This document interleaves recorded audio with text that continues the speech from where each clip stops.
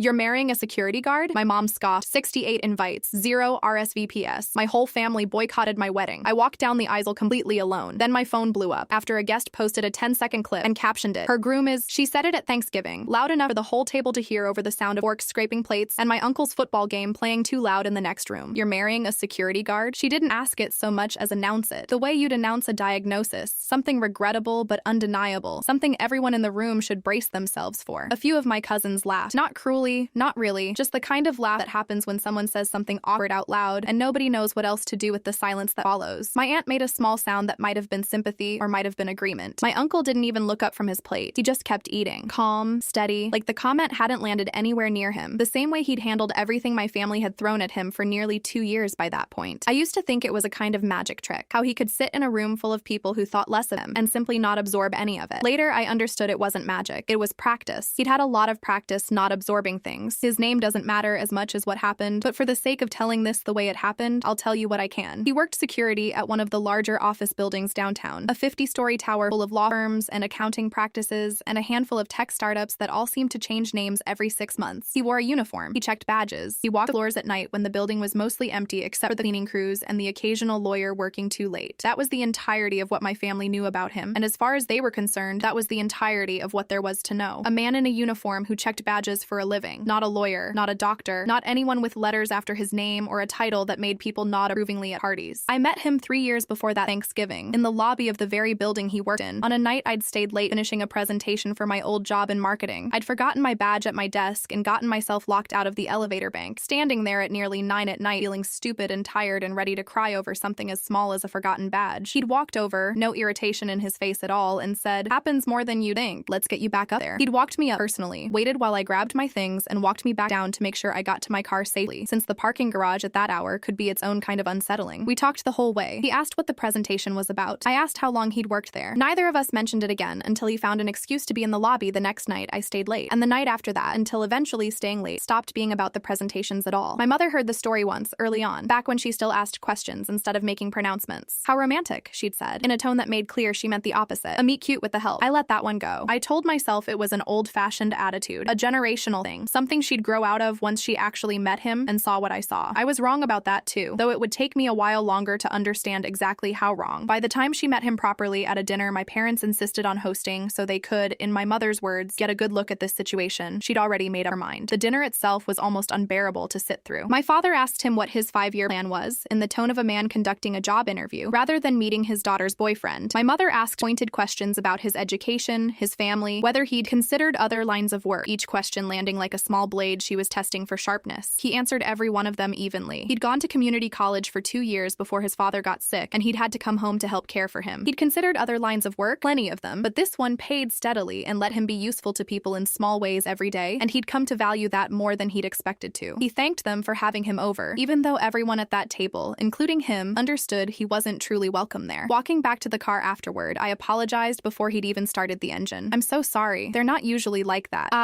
Which wasn't even true, and some part of me knew it wasn't true when I said it. He reached over and squeezed my hand. "Don't apologize for other people's choices. You didn't make them think this way. You can't fix it by feeling guilty about it either." That was the kind of thing he said plainly without any bitterness behind it, and it took me a long time to understand that the absence of bitterness wasn't the same as the absence of hurt. He felt it. He simply refused to let it curdle into something uglier. Over the following months, the pattern repeated itself at every family gathering we attended. My father introduced him to visiting relatives as my daughter's friend, never boyfriend, never anything that implied permanence, as though saying the word out loud might make the relationship more real than he wanted it to be. My mother found small ways to mention within earshot how disappointing it was that I hadn't kept dating after my last relationship with a man who'd gone to law school, as though the two men were interchangeable except for the parts that mattered. I watched him absorb all of it, gathering after gathering, and I kept waiting for the moment it would finally wear him down, kept bracing for the day he'd tell me he was tired of being treated like an embarrassment. That day never came, not because it didn't hurt him, but because he'd decided somewhere along the way that he wasn't going to let my family's opinion of him become the thing that defined the relationship. I loved him for that. I also worried about it, in a way I couldn't quite name at the time, the way you worry about someone carrying a weight without ever setting it down. When we got engaged, 18 months into dating, I called my mother first, out of some old habit of wanting her approval even when I knew I wasn't going to get it. She was quiet for a long moment on the phone. "Are you sure about this?" she finally said. And it wasn't really a question. "I've never been more sure of anything," I told her, which was true. "Well," she said, "I suppose it's your life to ruin." I hung up the phone and cried for 20 minutes, not because I doubted my decision, but because some part of me had genuinely believed, right up until that moment, that she might surprise me, that she might hear the word engaged and finally set aside whatever story she'd built about who he was and simply be happy for her daughter. She didn't. I should have known better. I did know better, if I'm being honest with myself, but hope has a way of outlasting evidence when it comes to the people who are supposed to love us the most. My father's reaction was quieter, but no less clear. He sent a single text message that read, "Congratulations, I suppose," and nothing else for the following 2 weeks. When I finally called him, he told me he just needed time to process it, though I understood even then that what he needed time to process wasn't the engagement itself, but the fact that I wasn't going to change my mind because of his disapproval. I told him the wedding was in the spring, gave him the date, told him I hoped he'd walk me down the aisle. He said he'd think about it. I remember hanging up that call and sitting in my car in a grocery store parking lot for a long time, engine off, just trying to breathe normally again. I didn't tell him then, sitting there alone, that I already suspected what his answer would eventually be. I just wasn't ready to hear it out loud yet. We sent out the invitations in March, 68 of them in total, addressed by hand over the course of an entire weekend because my mother had insisted on approving the guest list first. So there's no confusion about who's actually invited, she'd said, as though the confusion she was worried about was logistical rather than something else entirely. I'd let her have that small victory, mostly because I didn't have the energy to fight her over a guest list when there were 100 other things demanding my attention, and because some part of me still believed that if I gave her enough small victories, she might eventually give me one big one, walk me down the aisle, show up smiling, pretend, even if she didn't mean it, that she was happy for me. I addressed the envelopes myself, sitting at my kitchen table one Saturday, with a cup of coffee going cold beside me, writing out names I'd known my whole life, aunts and uncles and cousins and second cousins and family friends who'd known me since I was in diapers. I remember feeling, as I sealed each envelope, a small flicker of hope that this would be the thing that finally softened everyone. Weddings did that sometimes. People who'd been distant for years showed up and cried during the vows and hugged you afterward like nothing had ever been wrong. I found out a month later that my hope had been badly misplaced. My aunt forwarded me a screenshot by accident, one of those moments where someone means to send something to one person and instead sends it to a group that includes the person it's actually about. I didn't think much of it when the notification came in. I opened it expecting some unrelated family logistics, a question about Easter plans, or a recipe someone was passing around. Instead, I found myself looking at a group chat titled Wedding, a chat I had never been added to, scrolling through messages that had clearly been going on for weeks. My mother had started it. The most recent message, the one my aunt had apparently meant to forward somewhere else entirely, read, "Please don't RSVP yet. She'll come to her senses eventually. Let's not make this harder than it needs to be by pretending it's already decided." I read that message 4 times before it fully landed. Then I scrolled up and up and up. Through weeks of conversation my own family had been having about my wedding without me. Conversations about whether attending would be enabling something, whether staying away might finally make me reconsider, whether there was still time to talk some sense into me before the invitations went out, which of course they already had. I called my aunt immediately. She picked up sounding flustered, already aware of what she'd done before I said a word. "I didn't mean to send you that," she said, which wasn't an apology so much as a statement of fact. "How long has this chat existed?" I asked her. She hesitated. "Since the engagement, I think. Your mother just wanted everyone on the same page." On the same page about what? Another hesitation, longer this time, about not encouraging it. That's all it was supposed to be. Nobody meant for you to see it. I hung up the phone without saying anything else because there wasn't anything else to say that wouldn't have come out as something I'd regret. I sat at my kitchen table for a long time afterward, staring at nothing in particular, feeling the particular kind of numbness that comes right before something turns into real anger, or real grief, or both at once. Over the following 6 weeks, the RSVPs began trickling back, and every single one of them was a no. My cousin, the one with the 2 kids in travel soccer, wrote that she was so sorry, but there was a tournament that weekend they simply couldn't miss, one that had apparently been scheduled after the wedding date had already been set and shared with the entire family, though nobody mentioned that detail. My uncle had a work conference, unspecified, that he described as unavoidable, in a text that offered no further explanation and no attempt to reschedule anything. My other aunt had booked a trip, dates suspiciously overlapping with the wedding weekend exactly, to visit a friend she'd apparently been meaning to see for ages. One by one, every RSVP turned into a light excuse, each one individually plausible, all of them collectively transparent in a way that would have been almost funny if it hadn't been happening to me. My grandmother was the only one who told me the truth, and she did it entirely by accident. She called me one afternoon, and when I picked up, there was a strange pause on the line before she spoke, like she'd expected someone else to answer. "Oh," she said, "I meant to call your mother. I must have hit the wrong name." "That's okay, Grandma. How are you?" She was quiet for a moment, then, in a voice that had gone suddenly soft, she said, "I wish things were different, sweetheart." "What do you mean?" A long silence followed, long enough that I thought the call might have dropped. Finally, she sighed, the kind of sigh that carries the weight of a decision being made in real time, the decision to tell someone something they weren't supposed to know yet. "Your mother has been calling everyone," she said, "telling them that if the family stays away from the wedding, maybe you'll come to your senses before it's too late. She's been very insistent about it. I think she believes she's protecting you." My heart had gone very still by that point, the way it does when something you already suspected finally gets confirmed out loud. "Protecting me from what, Grandma?" "From making a mistake she thinks you'll regret," she said. said. I don't know if she's right. I don't know if she's wrong either. I just know I'm too old to keep pretending I don't see what's happening in this family. And I thought you deserved to hear it from someone, even if it's not supposed to be me. The call ended not long after that, both of us a little unsteady, both of us aware that something had shifted between the two of us, even if neither of us said so directly. I sat on my kitchen floor for nearly an hour afterward, phone still in my hand, staring at the box of leftover invitations we hadn't needed to send, the extra dozen we'd ordered just in case. 68 invitations mailed, 0 people from my own immediate family planning to attend. I did the math several times that afternoon, as though repeating it might change the answer, and it never did. When he came home that evening and found me still sitting there, he didn't ask what was wrong right away. He just sat down on the floor next to me, still in his uniform, and waited until I was ready to talk. I told him everything, the group chat, my grandmother's call, the math I'd been doing all afternoon that kept landing on the same number, 0, no matter how many times I ran it. He listened without interrupting, which was its own kind of comfort, and when I finished, he took my hand and held it for a while before he said anything at all. A wedding isn't measured by how many chairs are full, he finally said. It's measured by who's standing at the end of the aisle when it matters. I wanted to believe him completely. Some part of me did. Another part of me kept doing the math anyway, running the numbers on who wasn't coming and why, long after I'd told myself to let it go for the night. I'm sorry they're making you pay for this, he added quietly, and I noticed, not for the first time, that he never once suggested we cancel anything, never once suggested that maybe it would be easier to just do something small at the courthouse, instead of a real wedding with real chairs that might stay empty. He wanted the ceremony. He wanted to stand at the end of an aisle and watch me walk toward him, regardless of who else showed up to witness it. I decided that night that I wanted that too, empty chairs or not. I just didn't yet understand how empty that front row was actually going to be, or what would eventually come out of that emptiness once the whole world got a look at it. The truth about why my family had really turned against him came out 3 weeks before the wedding, and it wasn't at all what I'd expected, and for a while, I believed it completely. It started with a phone call from my cousin, the same one who'd claimed a soccer tournament was keeping her from the wedding. She called late on a Tuesday night, her voice low, like she was worried about being overheard even though she was clearly alone. I need to tell you something, she said, and I need you to not repeat where you heard it. I told her I couldn't promise that, not really, but I'd listen. She took a long breath, then told me that the real reason my mother had turned so hard against him wasn't the uniform at all, or not only the uniform. It was something an old co-worker of my father's had supposedly told him months earlier about an incident at the building where he worked. According to this co-worker, there had been some kind of investigation a few years back into missing funds from a petty cash drawer near the security desk, and my future husband had apparently been questioned about it, though nothing had ever been proven. Your dad heard he was basically a suspect, my cousin said, that he got questioned by actual investigators, and it just never went anywhere because they couldn't prove it, not because he didn't do it. I sat there holding the phone, feeling something cold settle into my stomach. It bit in an awful way into a story I already half believed about how the world worked. Men who checked badges for a living, men who spent their nights walking empty office floors alone, men who had access to spaces most people never saw. It wasn't hard to imagine a scenario where someone in that position might take something small, something that would never be missed, something that would never quite rise to the level of real consequences. Why wouldn't he just tell me this himself? I asked, more to myself than to her. Maybe he didn't think you'd understand, she said. Or maybe he's hoping it just goes away. I don't know. I just felt like you deserved to hear it before the wedding, not after. I didn't sleep much that night. I lay awake next to him, listening to him breathe evenly beside me, running through every interaction we'd ever had, searching for something that might confirm or deny what I'd just been told. I thought about how calm he always was, how unbothered, how he'd never once raised his voice or lost his temper no matter what my family threw at him. I'd always read that as strength. Lying there in the dark, I found myself wondering, for the first time since I'd met him, whether it might be something else instead. Whether a person capable of staying that calm under that much pressure might also be a person capable of staying calm while lying about something much bigger. I brought it up with him the next morning over coffee, my hands shaking slightly around the mug in a way I hoped he wouldn't notice. I told him what my cousin had said, watching his face carefully as I spoke, braced for some flicker of guilt or evasion. His face did change, but not in the way I expected. He looked tired, mostly, and a little sad, the way you look when you're hearing an old rumor resurface again after you thought it had finally died down for good. There was an investigation, he said quietly. 3 years ago, someone was skimming from the petty cash fund near the front desk, small amounts, a few $100s over several months. Building management brought in an outside firm to look into it. Everyone on the overnight security team got interviewed, including me, because we all had access to that area during off hours. And it wasn't me. The investigation eventually traced it to someone in facilities management who'd since left the company. It came out about 4 months after it started. I was cleared completely, along with everyone else on my shift who'd been questioned. He paused. I never told you because it wasn't a story about me. It was a story about someone else getting caught stealing. And by the time it resolved, it felt like ancient history that didn't matter to either of us. I wanted to believe him immediately. Some part of me did believe him, even in that moment. But another part of me, the part that had spent 3 years absorbing my family's suspicion about him, without fully realizing how deep it had settled into me, wanted proof. Actual proof, not just his word. Can you show me anything? I asked. Anything from the investigation. I'm not saying I don't believe you, I just need to see it for myself. He didn't get defensive. He didn't act wounded that I'd asked, though I could see it cost him something to hear the question at all. He simply nodded, went to a drawer in our bedroom, and pulled out a thin folder I'd never noticed before, tucked behind old tax documents. Inside was a letter from the outside investigation firm, dated a little over 3 years earlier, confirming that he had been formally cleared of any wrongdoing and that the investigation had concluded with the identification of a different employee as the person responsible. I read that letter 3 times, standing in our bedroom in my socks, feeling something complicated move through my chest. Relief, mostly. But underneath the relief, something uglier. A kind of shame at how quickly I'd let a single phone call from my cousin shake something I'd built with him over 3 years. I'm sorry, I told him, folding the letter carefully and handing it back. I should have come to you first instead of lying awake all night convincing myself of something. You did come to me, he said. You just did it after a rough night instead of before one. That's still coming to me. He reached over and squeezed my hand, the same gesture he'd used 100 times before, and something in it steadied me in a way I badly needed right then. I called my cousin back that same afternoon and told her what I'd found. I could hear the surprise in her voice, genuine surprise, and I realized she probably hadn't known the full story either, that she'd simply passed along what she'd been told without checking whether it was true. I don't know what to say, she admitted. I really thought I was helping you. I know, I said. I think you did too. I just wish somebody in this family had thought to ask him directly before deciding what kind of person he must be. That conversation didn't change anything about the RSVPs already sitting at 0, or about the group chat my mother had built to keep me from finding out how coordinated her disapproval really was. If anything, it made something clearer to me that I'd been avoiding looking at directly for a long time. My family hadn't turned against him because of one rumor about petty cash. The rumor was just the newest excuse layered on top of an older, simpler one that had been there from the very beginning. He wore a uniform. He checked badges. That had always been enough for them, regardless of what else turned out to be true or false underneath it. I told him that, later that night, lying next to him in the dark again, this time without the cold feeling from the night before. I think the rumor was never really the reason, I said. I think it was just something they could point to that sounded more respectable than, we don't like his job. He didn't say anything for a while. Then quietly, he said, people will always find a reason that sounds better than the real one, if the real one embarrasses them too much to say out loud. I thought about that for a long time after he fell asleep, turning it over, understanding for the first time just how much easier it must have been for him to live inside that particular kind of unfairness than it would ever be for me to fully understand it from the outside. 3 weeks later, we were married anyway, exactly as planned, with 68 invitations sent, and not one single member of my immediate family occupying a single one of those empty seats. The 2 weeks after that conversation with my cousin passed in the strange, suspended way that time moves right before a wedding, full of small errands that somehow expanded to fill every spare hour, final dress fittings, seating charts that kept needing revision, because caterers required exact headcounts, and our headcount kept shrinking as more excuses trickled in from people who'd never even bothered sending a formal RSVP at all, just silence, which I'd learned by then was its own kind of answer. My mother called once during that stretch, a short call that neither of us seemed to want to be having. She asked about flowers of all things, whether I'd decided on the arrangements yet, in a tone so carefully neutral it felt almost rehearsed. I told her yes, we'd settled on peonies and eucalyptus, and she said that sounded lovely, and then there was a long pause where neither of us said the thing we were both clearly thinking about. Are you and your father coming? I finally asked, because someone had to say it out loud eventually, and I was tired of waiting for her to be the one to do it. The pause stretched even longer. I don't think so, sweetheart, she said. I hope you understand this isn't personal. It's my wedding, I said. It's about as personal as anything gets. She didn't have an answer for that. We hung up shortly after, both of us a little raw, and I sat in my kitchen for a while afterward, the same kitchen where I'd learned about the group chat, the same table where I'd read my grandmother's accidental confession weeks earlier. I'd started to think of that kitchen table as the place where all the worst news arrived, which felt unfair to the table itself, but that's how grief works sometimes. It attaches itself to ordinary furniture and refuses to let go. He found me there again that evening, same as before, and sat down across from me instead of beside me this time, like he wanted to look at me directly while we talked. You don't have to keep asking them, he said gently. You've asked. They've answered. Even if they didn't say it outright, you're allowed to stop knocking on a door that isn't going to open. I know, I said. I think I just keep hoping the next time will be different. I understand that, he said. I used to hope that about my own father before he passed. Every visit, some part of me kept expecting him to finally say something different than what he always said. He never did. Eventually, I stopped needing him to, and it didn't mean I stopped loving him. It just meant I stopped organizing my whole life around waiting for him to change. I hadn't known that about his father. Not really. Not in those specific terms. And it struck me in that moment how much of his own quiet steadiness had been built on losses I'd never fully asked him about. I'd spent so much energy absorbing my own family's rejection of him that I'd rarely stopped to ask what shaped him into someone capable of absorbing rejection so gracefully in the first place. I made a note to ask him more about that later, once the wedding itself wasn't consuming every available hour of conversation. The week before the ceremony, my grandmother called again, this time on purpose. She told me she'd decided she was coming after all, regardless of what the rest of the family did, and that she didn't much care what anyone had to say about it. I'm 81 years old, she said. I've spent long enough keeping the peace in this family. I'd like to see my granddaughter get married before I'm too old to enjoy it properly. I cried on the phone with her, the good kind of crying, the kind that comes from relief rather than grief. It was the first unqualified yes I'd gotten from anyone in my immediate family since the engagement, and I held on to it it tightly over the following days, turning it over like a small stone in my pocket whenever I needed something solid to hold on to. 3 days before the wedding, she called back with different news. Her voice sounded smaller this time, apologetic in a way that made my stomach drop before she even explained. "I'm so sorry, sweetheart," she said. "Your mother came by yesterday. She was very upset. She said if I went, she'd stop bringing the grandchildren around for holidays, said she couldn't have me legitimizing something she spent so long trying to protect you from." A pause. I'm old, but I'm not so old that I don't understand what a threat like that costs a person to make. I understand what it's costing me to give into it too. I told her I understood, even though some part of me didn't. Not entirely, not in that moment. I understood better later, once I'd had time to sit with it, the way people who've spent decades inside a family's particular gravity sometimes find it harder to break free of that pull than an outsider might expect. My grandmother had lived under my mother's disapproval for years, in smaller ways I'd probably never fully know about. Losing access to her grandchildren over one wedding was a bigger stake than I'd initially understood it to be, even if it still hurt to lose her too, right at the very end. That left the count exactly where it had always been: 68 invitations, 0 immediate family members planning to walk through the door. The night before the wedding, we sat together on our living room floor, surrounded by half-packed bags and the quiet chaos of a wedding morning being prepared for. He asked me if I was doing okay, really asking, not just making conversation. "I keep thinking about how empty that front row is going to look," I admitted. "I know it shouldn't matter as much as it does. I know the wedding is still going to be beautiful regardless. I just keep picturing it, this whole row of chairs with nobody in them, right at the front where everyone will see it." He was quiet for a moment thinking. Then he said, "What if we don't leave it empty at all? What if we ask a few people to sit there instead? People who've actually shown up for us these past few years, so the space itself isn't wasted even if the people we expected to fill it decided not to come." I thought about that for a long moment, turning the idea over. Then I nodded slowly. "I like that," I said. "I like that a lot more than an empty row." We spent the next hour making calls, rearranging the front row seating to include his older coworker who'd become something like family to both of us over the past few years, a neighbor who'd helped us move into our first apartment together, an old college friend of mine who'd stood by me through every version of this relationship's difficulties without ever once questioning whether he was worth the trouble. It wasn't the front row either of us had originally pictured. By the time we finished making those calls, it felt like exactly the right one anyway. I slept surprisingly well that night, all things considered, and woke up the next morning to clear skies and the particular kind of quiet that settles over a house on the morning of something enormous. The morning of the wedding was clear and warm, the kind of early spring day that made the whole garden venue look like it had been arranged specifically for us, though of course it had simply been arranged for whoever booked the date. White chairs lined the space in neat rows, already filling up an hour before the ceremony with his coworkers, our neighbors, a handful of old college friends who'd flown in specifically to be there. The energy in the space felt warm and easy, full of people who genuinely wanted to be there, which made the front row's emptiness stand out even more sharply once I finally saw it in person. We'd filled 3 of those front seats the night before with the people we'd called, but the 2 seats reserved for my parents specifically, the ones the venue coordinator had marked with small paper place cards reading "Mother of the Bride" and "Father of the Bride" months earlier when we'd submitted the seating chart, sat empty the entire ceremony. Nobody moved the place cards. I'd asked the coordinator to leave them exactly where they were, some stubborn part of me wanting the absence to be visible rather than hidden, wanting anyone who noticed to understand clearly what they were looking at. I spent the hour before the ceremony in a small room off the garden, my dress already on, my hair mostly done, watching through a gap in the curtains as guests continued arriving. I kept scanning the growing crowd anyway, some old reflex I couldn't quite shut off, half expecting to see my mother's car pull into the lot at the last possible moment, some dramatic last-minute change of heart straight out of the kind of movie where everyone eventually comes around. That moment never came. By the time the coordinator knocked on my door to tell me it was time, the parking lot outside had gone quiet. No more cars arriving, no more chance of a surprise I'd been half hoping for despite knowing better. When the music started, there was no one to walk me down the aisle. No father offering his arm, steady and proud the way I'd always pictured it as a kid, without ever really examining the picture too closely. No mother fussing over my veil at the last second, adjusting some invisible law only she could see. No siblings craning their necks from a nearby seat to catch my eye and grin at me the way I'd seen happen at other weddings. That small private moment of shared excitement passed between people who'd known each other their whole lives. I walked it alone, past all those filled seats and that one empty row, eyes forward the whole way, telling myself firmly that I wouldn't look at the front row even once, that I'd give myself that single mercy on an otherwise difficult walk. I looked anyway, of course, right as I passed it, and found it exactly as empty as I'd known it would be. 2 paper place cards sitting in front of 2 empty chairs, a small monument to a choice that had nothing to do with me and everything to do with people who couldn't see past a uniform. He was waiting at the end of the aisle in a rented suit that fit him better than I'd expected. His security badge, out of some old habit he apparently couldn't shake even on his wedding day, still clipped to the inside of his jacket pocket where it usually lived during his shifts. I noticed it right as I reached him, a small detail that made me want to laugh and cry at exactly the same time. He was already crying himself by the time I got there, openly, unashamed of it in front of everyone watching, and for a moment I forgot about every empty chair behind me completely, forgot about the group chat and the rumor and my grandmother's apologetic phone call, forgot about all of it in the specific relief of finally reaching him. The ceremony itself moved quickly, the way ceremonies do when you're standing inside one rather than watching it happen to someone else. Vows exchanged. A ring slid onto a finger that had been wearing a much smaller promise of one for the past several months already. A pronouncement, applause, the particular sound of an entire seated crowd rising to their feet at once. Somewhere near the back during those final vows, one of his co-workers from the building quietly raised his phone and recorded a short clip of the moment, something he told me afterward he'd done almost without thinking. The kind of reflexive gesture people make at weddings without considering what might happen to the footage afterward. I didn't notice it happening at the time. I was looking at my new husband's face, not at the crowd behind him, and I wouldn't think about that phone again until the following morning, when it would end up mattering more than either of us could have predicted standing there in that garden. The reception afterward passed in the warm blur most receptions do, dancing under strings of lights that had been hung earlier that afternoon. Toasts from people who actually knew us and actually meant every word they said. A meal that I barely tasted because I was too busy talking to people I loved. If any of our guests noticed the 2 empty seats that had sat in the front row during the ceremony, nobody mentioned it to me directly, which I took as its own small kindness, whether or not that had been anyone's intention. By the time we made it back to our hotel room that night, exhausted in the particular way only a wedding day can exhaust a person, I turned my phone off entirely before falling asleep, wanting one full night without another message explaining why someone couldn't make it, without another excuse arriving after the fact once it no longer mattered. I fell asleep almost immediately, still in half my dress, my husband already asleep beside me in his rented suit, both of us too tired to bother changing into anything more comfortable first. I had no idea, falling asleep that night, that a 10-second clip filmed from the back row was already beginning to travel somewhere entirely outside our control, or that by the time I woke up the next morning, an old story about a routine overnight shift 3 years earlier would be about to reach far more people than either of us had ever intended it to. By the time I turned my phone back on the next morning, it had already stopped behaving like a normal phone. Notifications stacked faster than the screen could register them, well past 400 before I'd even had a chance to unlock it properly, my husband leaning over my shoulder trying to make sense of what he was looking at. The coworker who'd filmed those 10 seconds during our vows had posted the clip online with a caption that read, "Her whole family boycotted this wedding because the groom's just a security guard." What none of them know is that this man quietly caught his employer's payroll director stealing from 40 employees 3 years ago and never told a single person outside his own building. I sat up straight, phone shaking slightly in my hand. What is he talking about? My husband rubbed his face, looking almost embarrassed by the attention rather than proud of it. "It's not something I ever wanted turned into a thing online," he said quietly. "It happened a long time before I even met you." The story unfolded over the following hours, mostly through strangers filling in details in the comments beneath that clip. People who'd worked in that building years earlier and remembered exactly what had happened, even if they'd never had reason to bring it up before. 3 years earlier, during a routine overnight shift, he'd noticed irregularities in the building's payroll system, small transfers moving out of employee accounts in the weeks before an announced round of layoffs was set to take effect. He'd reported what he'd noticed through proper channels instead of staying quiet, the way plenty of people in his position might have chosen to do, rather than risk their own job over something that wasn't technically their responsibility to catch. The investigation that followed found that the building's payroll director had been quietly siphoning funds from employee accounts for months, structuring the numbers so the coming layoffs would appear to cover a shortfall that had actually been caused by theft all along. Once the fraud was uncovered and the payroll director was removed, the layoffs that had been planned to disguise the theft were called off entirely. 40 people kept their jobs because of a report he'd filed quietly, without ever once mentioning it to anyone outside that building, including me. "Why didn't you ever tell me any of this?" I asked him, still sitting up in bed, phone forgotten in my lap. "It wasn't my story to tell," he said simply. "It was theirs." Those 40 people got to keep their jobs and their sense of security, and it never felt like something I needed credit for just because I happened to notice something before it got worse. By that afternoon, the video had crossed 2 million views, and his old coworkers had begun flooding the comments with the rest of what they remembered, filling in a version of him that even I hadn't fully understood until that morning. 3 years of quiet, unglamorous decency that had never once been performed for anyone's benefit, including mine. 3 days later, someone knocked on our front door just after breakfast. When I opened it, my mother and father were standing there, neither of them looking prepared for the conversation about to happen. For a few seconds, none of us spoke. My mother looked older than she had just days earlier. My father's shoulders, usually so straight with confidence, seemed to sag under something invisible he was carrying. "Can we come in?" my mother finally asked. We sat around our small dining table, silent, stretching until my father cleared his throat. "We made a mistake," he said. 4 words that would have meant everything a week earlier. They sounded painfully late now. "We thought we were protecting you," my mother said, holding her hands together. "From what?" I asked. "From settling," she admitted, and I noticed my husband quietly stirring his coffee, saying nothing, letting me have this conversation on my own terms. "You judged him by a uniform," I said. "You never once tried to find out who he actually was underneath it." Neither of them could meet my eyes after that. My father slid a white envelope across the table, a check and a handwritten apology inside. I closed it and slid it back. "I don't need your money," I told them. "What I needed was my parents in that front row. You can't buy that memory back." My mother's eyes filled with tears. "I watched the video 100 times, she said. "So did I answered. "Every time, I kept hoping you'd suddenly appear in it. You never did." Over the following week, more relatives called, most admitting they'd stayed home not because they disliked him personally, but because they'd believed believed my mother's version of events without ever questioning it themselves. Some apologized. A few genuinely tried to start over. Others quietly disappeared from our lives entirely, and we learned to accept both outcomes without much bitterness left over for either one. Nearly a year later, we celebrated our first anniversary in a room that was full this time. Not with people who shared my last name, but with people who'd actually shown up when it mattered. His coworker who'd filmed that clip gave the first toast, red-faced and nervous about public speaking, and got through it anyway. The neighbor who'd helped us move into our first apartment brought a bottle of wine older than our relationship. My grandmother sat in the front row, exactly where she'd wanted to sit from the beginning, holding my hand through most of the toasts. Looking around that room, I understood something I hadn't fully understood. Standing at the end of that empty aisle a year earlier, family isn't measured by blood. It's measured by who chooses to stand beside you when standing there actually costs them something. My phone buzzed partway through dinner. A text from my mother. I hope someday we've earned another chance. I looked at the screen for a long moment, then set the phone face down and turned back to my husband, who was watching me with the same quiet patience he'd carried through every version of this story from the very beginning. Not because I hated her, because forgiveness and trust have never been the same thing, and some apologies need to sit for a long time before either one arrives honestly. He reached for my hand under the table, the same way he had 100 times before, and for the first time since that 10-second clip changed everything, I let myself stop counting empty chairs entirely.